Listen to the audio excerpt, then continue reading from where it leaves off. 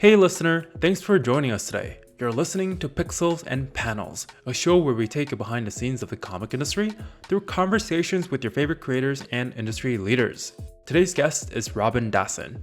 His slice of life comic, Twin Dragons, follows the daily lives of the twin dragon hybrids Kai and Kaya as they navigate and find their place in the human world. We talk about the creation process that allows him to continue to keep the comic interesting after so many years, how he creates entertaining spin offs, and what his techniques are to build and service a tight knit community. Hope you enjoy the listen.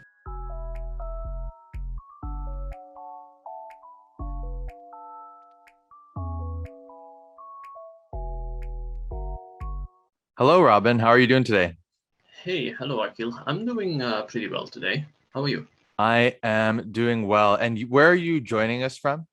I'm joining you from Belgium. Wonderful. And I appreciate you taking a bit of time, staying up late at night to talk to us today. But let's dive right in. Why don't you start by just telling everyone a little bit about who you are? Oh, well, my full name is Robin Dassen. I live in Belgium. I made the comic Twin Dragons and all the content related to that.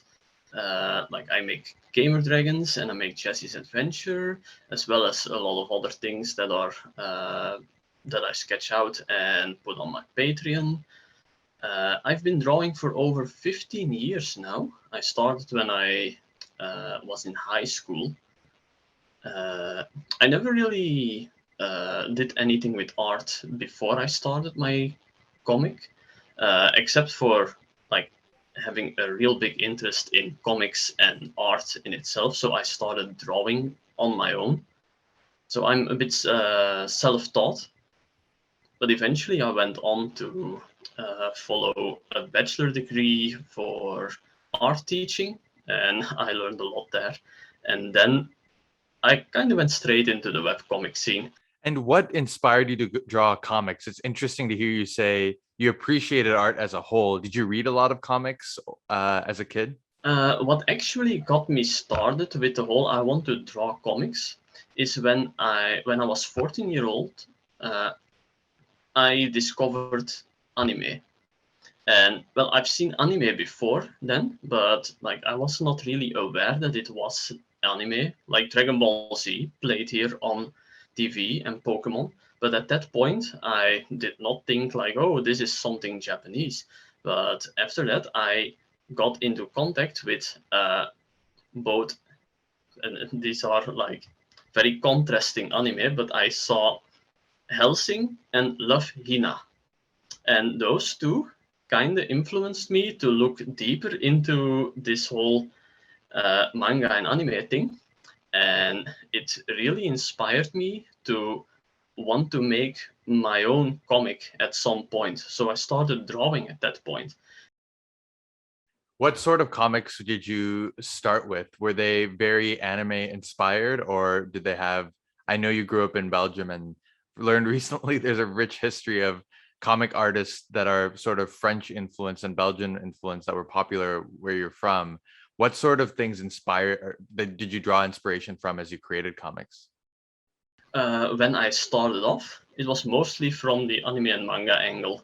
A lot of cat girls, as you might know from there. That was something that I found interesting because it was not really done over here. I've read a lot of European comics over here as well. Very Belgian and French uh, comic books here.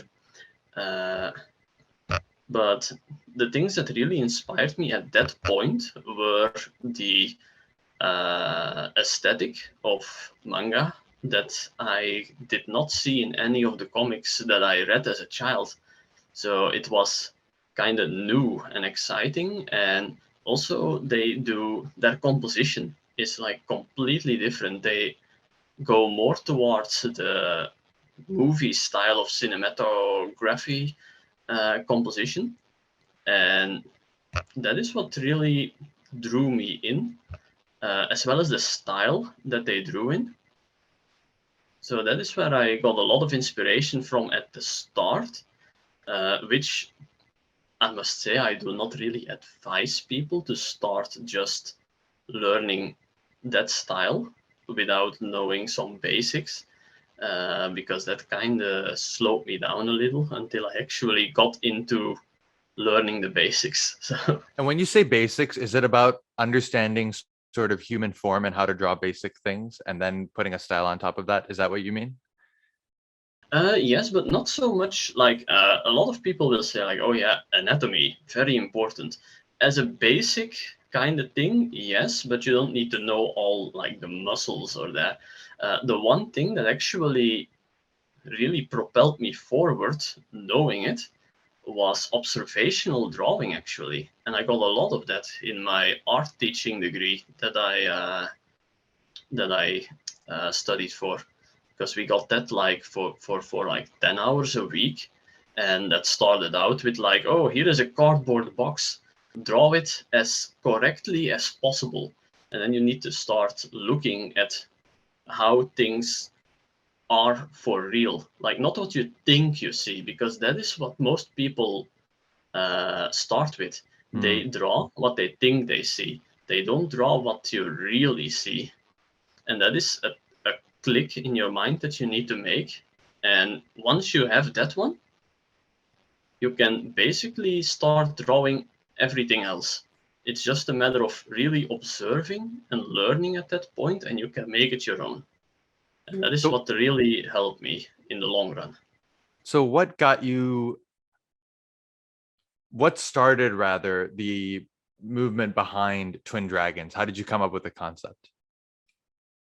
That is actually a pretty funny story. Well, it's also a very short story, because at some point I have this artist called Rue Dragon on Fur Affinity. He's called Fashion on DeviantArt, and he has a cute pink dragon character, even back then already. And I remember saying like, hey, I want to make a character like this, just for fun. And from that, the first concept of Kai came to be. At that point, he looked completely different. But the seed in my mind was planted, and eventually, Kai turned into uh, an original character, not just a kind of a copy at that point, because when I did the first concept, he looked a lot like the body type, and the head was the same as Rue from Rue Dragon, and that evolved into its own character. And now you would look at Kai and say like, that does not look like Rue Dragon at all. So did you start with the characters of Kai and then Kaya and go from there? And when did you start building this world? That was a long process, actually. I remember in the second year when I was in my art teaching degree, that's when I came up with Kai. And every time that I went to school and back and on the train, and whenever I had some downtime, I would be thinking about what could I do with this character. And Kaya wasn't even a thing at that point. She came in a lot later. And the first concept of the world and the story behind Twin Dragons was completely different as well. It started out with Kai being born from an egg, being the only dragon. There was no concept of hybrids at that point. He was the only one of his kind. And for some reason, I thought it would be good to put the story in Hawaii, and that his father that found the egg uh, had like a beach cafe where Kai was being a bit of a waiter and stuff. It was a completely different concept, and it kind of just evolved further and further. Kaya came to be at some point, actually because of a reader question, because I started an Ask Kai series back on Tumblr, when Ask series were pretty popular. So at that point, I was like, hey, why not? Let's see what we can get. And at some point, they asked to gender bend Kai. So then I made the first design of Kaya, and it proved popular. I kept it around as a twin, and bam, we had twins. And then a bit later, the concept of twin dragons started to finalize in the way that it now is. You mentioned how the story and the world evolved. What made you settle with, okay, I'm going to talk about hybrids. I'm going to talk about a lot of tough themes in the comics through the eyes of these, young 14-year-old kids. What made you arrive at those themes and how did you create the world at the end? Funny thing that you ask about themes, because I don't really decide on themes at all. I kind of go with what would I want to read, and I am very interested in slice of life comics, and I kind of want to do that kind of thing with Kai and Kaya. And I started out with, yeah, what if there are others like them? And then the whole idea of, yeah, there's a city with hybrids. How many would there be? I decided on the fact that 1 in 1,000 would be born at that point, and that they would congregate together into cities all over the world. One of them, the biggest one, being Hybrid City, and they move there. And from there, they will just make other friends, and they will have challenges, but like regular challenges, nothing like, oh, the world is in danger or something like that, but more like, yeah, what we see in the comic, like Kaya trying to make a friend out of someone who doesn't really want to be a friend at that point. And then Cleo came to be. That neighbor Benji, uh, he I came up with him pretty randomly before I actually started the comic. I was just doodling designs, and suddenly I had a great design, and I called him Benji, and thought like, what can I do with this? And he turned into their upstairs neighbor. So I don't really look for themes to tell about, but they kind of just sort of happen. So, how would you describe your creative process? It seems like a lot of what you do is drawn on curiosity or just an instinct that you have rather than some, grand plan or vision. Do you mind talking about how you take these little threads that you find interesting and develop them into full characters and stories? Hmm. Yeah, I usually get inspired from many different sources. I can just hear something on TV, or see something in a story that I'm reading about, or maybe something someone tells me, and I think like, this could actually turn into something bigger. I just write it down, and I just let it be for a while. And if it is something worthwhile, and this is something that I usually tell to people, like my characters, they kind of are alive in my head, and they tell me what I need to know. I don't sit down and think like, okay, how is this going to go? No, I just go do something that, like, for example, do some exercise, or go take a shower or something like that. And the ideas will come as I need them. And then I just sit down and write them down. It's a hard thing to explain. I don't really force them out. It's like, yeah, my characters will let me know how they will go about these kind of things. Do you have any tricks to not keep the story feeling stale? You've been doing this comic since 2018. I'm sure that it can be easy to fall into traps where a reader might find something repetitive, but you've been able to introduce new, interesting storylines and new characters throughout. Do you have any tips or tricks for that? Or is it just a part of this curiosity and process that you've developed over the years? I think it's partly because of the curiosity and the process that I developed, but what I would say helps me tremendously is that I have consumed a lot of material over the years.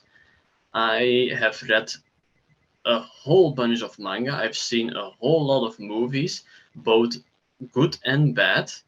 I'm the kind of person that can look at a really bad movie and still enjoy himself because I'm picking apart the story. And those kind of things, they stick with me, and at some point I tend to use them in some form or another. But also change them around, combine things, and yeah, generally how to make it. A lot of rewriting also comes into play. I also when I write a chapter, it's like the first draft, and then I go back in and shorten things up, cut things out that might not really matter at that point, add things that I forgot about that I need to explain, and then really make sure that it like flows very well. And what inspired you to launch your spin-off comic, Gamer Dragons? You obviously have a lot to do with Twin Dragons and it's going well as a comic. What made you want to take these characters and create a gamer-inspired world behind them? Well, the idea was already there because I like a lot of game-related webcomics. One of them that I like, for example, is Awkward Zombie. They are pretty well known. Control Alt Delete was one of the first webcomics that I actually read because it was relevant to my interest at the time. I was a teenager at the time, and me and my brother both were very much into gaming. So uh, it kind of was a normal thing to go towards gaming related webcomics. And yeah, at that point, when I wanted to start the comic, because I started those almost simultaneously, the idea was that I just wanted to do that for fun, kind of put them into game related situations. But at that point, I also took advantage of something that they passed around at school. I took some lessons from a business coach at that point because I knew I wanted to be serious about this with the comics. And when I told them about my interest for this, they were all like, "Oh, this is a great idea. You should totally do that." Then you have two comics, one for that audience, one for that audience, and it doubles your reach and stuff like that. So I was like, well, I wanted to do this anyway, so I'm going to do it.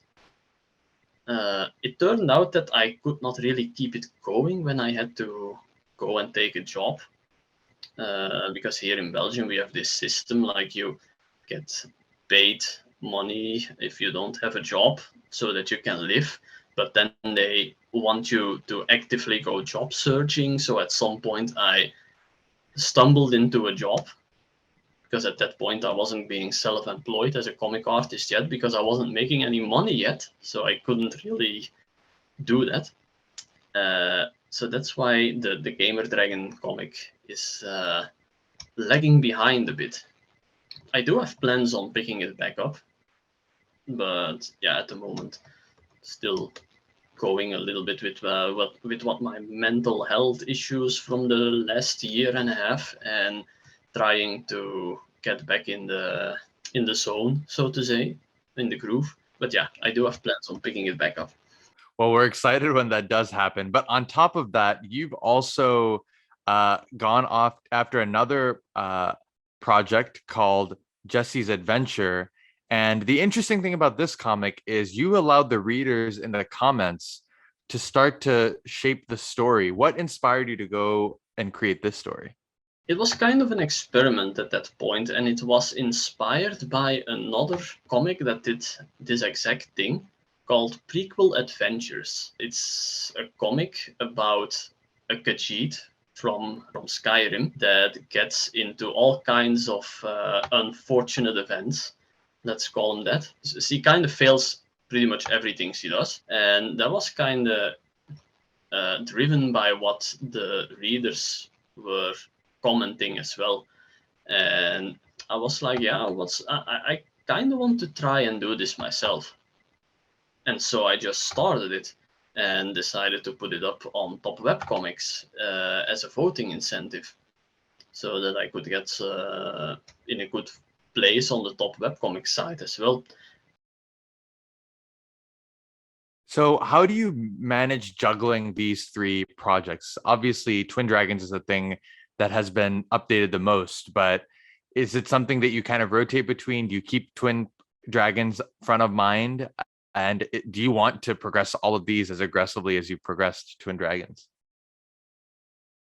Well, Twin Dragons is obviously my main comic, and I take pride in the fact that I have been updating this for like 7 years on Mondays every week.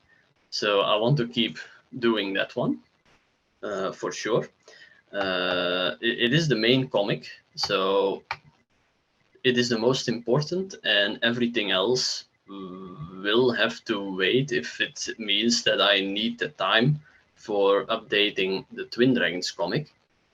And ideally, I would like uh, to get onto the same kind of schedule with other projects as well, because I am the kind of person that has a lot of ideas, and people that are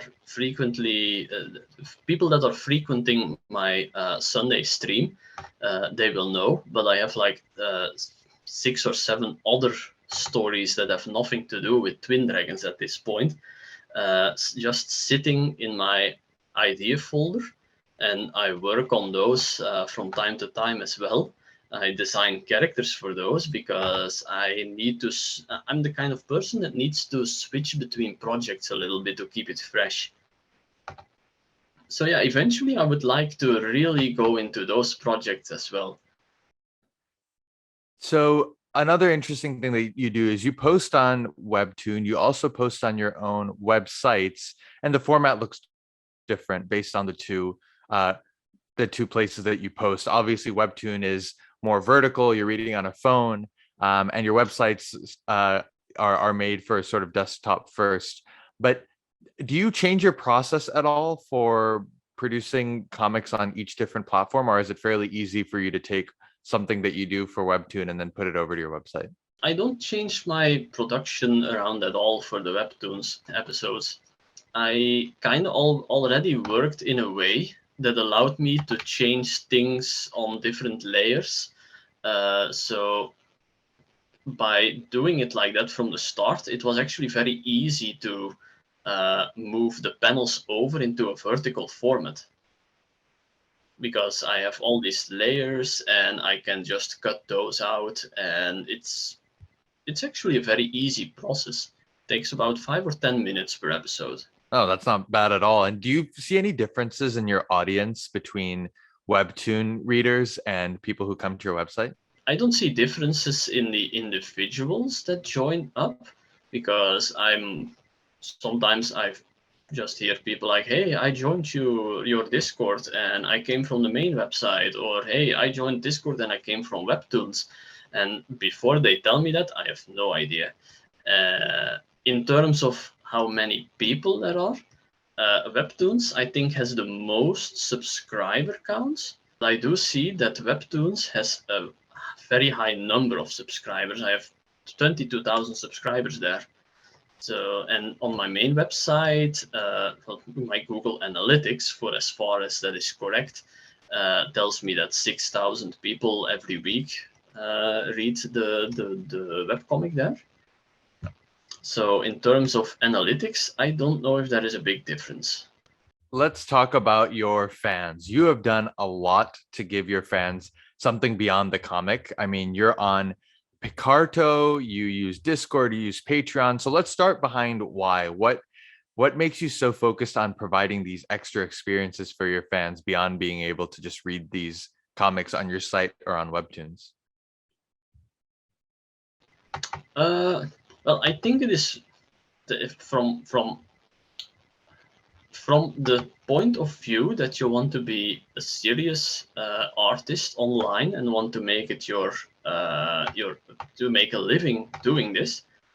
I've read up a lot about this as well, and it turns out that being seen is the most important part at the moment, because it used to be that you wanted everyone to come towards one point, which was your website, because it used to be that the income for webcomic artists was mostly from advertisement.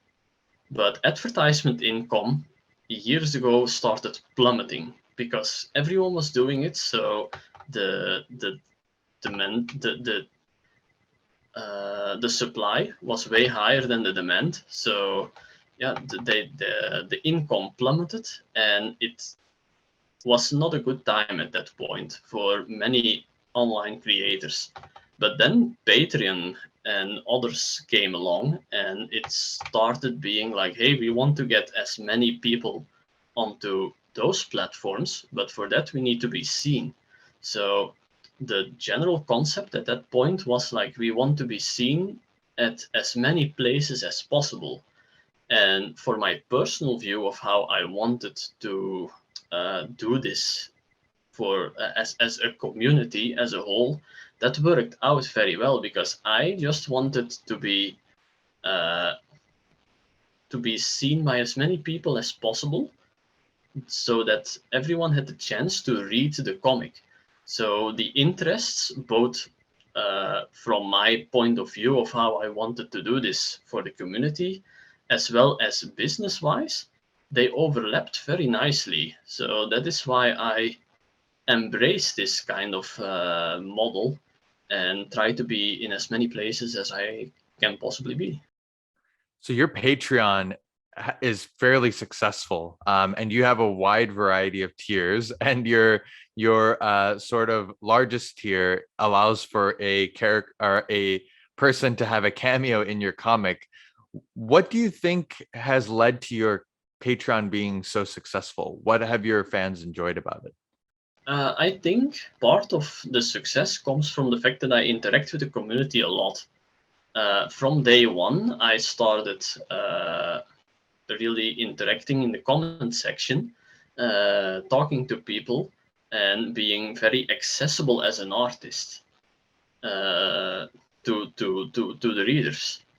And that is kind of a thing why people, I think they trust me to keep delivering the comic, and that is why they want to really support the work so that I can do that. And that is, in my opinion, trust is a very important part in this kind of situation, because if you have no idea about the person behind the work, or they are not being consistent, or they don't deliver all the time, or their work is all over the place, it's hard to say like, I'm going to put monthly money towards these people to support their work, even if you like it, because it's always a bit of a risk there. And being very open and transparent and also very authentic towards your community helps out a lot with these kind of engagements. And which tier of yours is the most popular? What do people like from the different Patreon tiers? Um, Out of the top of my head, because I don't look at which one is most popular usually, but I think the $5 tier has the most people in it. But if we're going by how big of a leap the $25 tier is for the cameos, I would say that one is extremely popular for being such a high tier. People seem to like the cameos, and people stay quite a long time in there as well. So I'm very grateful for that, because it gives me a large chunk of my monthly income there. So it literally allows me to do what I can do. So I'm very grateful for that, even if it's hard to keep up with the rewards sometimes. Special shout out to your fans who keep supporting you, because I know it's very, very meaningful to help you do what you do. You also are very active on Discord. What made you create a Discord? Why was that so important to you? Well, Discord is something that is relatively new, and when they implemented the whole server thing, that kind of looked like a very good idea. But the idea actually did not come from me, but from the community themselves.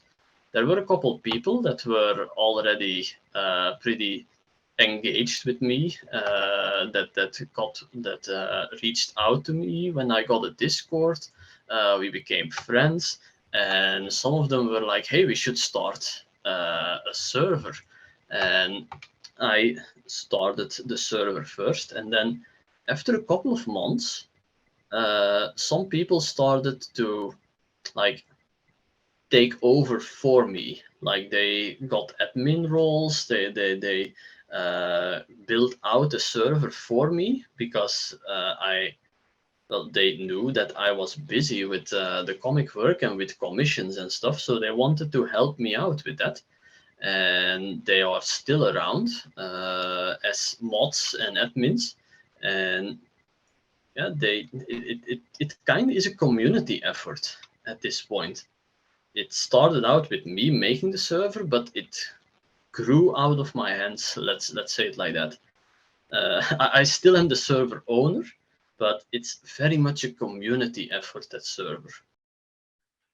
Your Discord community is very, very active. Why do you think it's such a successful community? Does it go back to what you said about the fact that it's owned and moderated by the community as well? I think that is also part of it. People can actually suggest things for like new channels and stuff like that, and we will look over that. And it is a very fluent process as well. It's not like, oh, I have to report to the Dragon Overlord. We have to ask Robin for this. I trust the admins that are in place right now, and if something looks like a good idea, they kind of implement it pretty quickly, and they will inform me, and usually that is a very good idea, and I'm all on board with it. So it's really good that I have these people that really do this for me, because if I had to be the full-on manager for the server as well, things would be a lot slower because I am very busy during the day usually. So between everything you do, what is the most helpful in making you make money off of your webcomic? The most helpful would be at the moment still the Patreon. The Patreon is the biggest chunk of my income at the moment. And next to that, I do commission work. And those are actually the two things that are mainly bringing in the income right now. And well, the most helpful thing for that would be the Twin Dragons comic, actually. It all comes back to the comic. I'd love to pick your brain a little bit on the future of the industry. What do you think the future holds for comics and webcomics? That is a very deep question, of course, because we cannot really know where things are going. But for now, it seems that webcomics are becoming more and more embraced by also bigger named creators that try to actually do this, because there have been some big players coming on the market in the last 10 years. I'm thinking Webtoons, for example, that actively is paying creators. They're actually actively paying me as well, because I'm in the creator partnership program that they have. I don't know exactly how it is called anymore, but I joined in immediately when that came out, and that is still going strong. But that is something that really gives people a chance to start earning even just a little bit from the get-go. Something that was not there before Webtoons made it a thing. The Pastic has kind of a same deal going on with advertisement revenue, and Patreon was a very big change in the industry as well. So with these three players, it kind of became a viable thing to be a webcomic artist again. And I think Kickstarter is also a very big influence. I think we are already seeing a lot of comics coming out on Kickstarter, and that is, I think it's only going to grow in the future. And what about your future? What do you hope to do more of? I would like to continue growing Twin Dragons as it is growing right now. One thing that I'm gonna start with this year is side comics, side stories about the universe. because it is clear that I created a world around these characters right now, a world that a lot of people are interested in. It's not just Kai and Kaya and their friends anymore. It is like, how does the world change when hybrids are starting to be born everywhere? And I have a lot of characters created that have not been introduced into the comics yet, and it would be very interesting to see where they are going. Now, in terms of advice, what advice would you give to a comic creator that's just getting started and wants to make a living off of comics? The biggest advice would be to just start. Actually, a lot of creators seem to hold off starting because of some reason, like they don't feel like they're good enough yet, or they think their story is not good, or they feel like they need to do some more world building first, or they feel like the imposter syndrome is kind of also a thing, like I'm not an artist or anything like that, someone else should do this. Uh, yeah, the most important thing is actually to just get started. Your first comic will most likely not be good. I it's unfortunate that this is a podcast because I tend to show my first ever comic page to people when I give this kind of advice, and it was horrible. Like my first comic page was drawn by hand. That there are stick figures that look better than what I did there, and it's just overall a horrible page, horrible art. I was just starting out, but I like to show it off. I kept it around for the sake of saying, look, this is where I started. And I kept making comic pages after that. And we are now at what I do with Twin Dragons. It's kind of just it's a marathon. So we got a ton of questions from your fans. So we're going to go through a few. The first is from Jenko Goaston, and they asked, do you sometimes try to think like your characters when you're lost in a specific topic? I just keep the situation in mind, and eventually my characters will act it out in my mind. Like it's hard to explain. It's like they show me what I need to know. It just comes up. I don't try to force it out. It just is a natural flow of events that just happen in my mind. And eventually it will fix the problem. Our next question comes from Husky Cookie. What motivates you to tell and share stories? I think my motivation with that mainly comes from the fact that I really want to tell the stories that I have in my mind.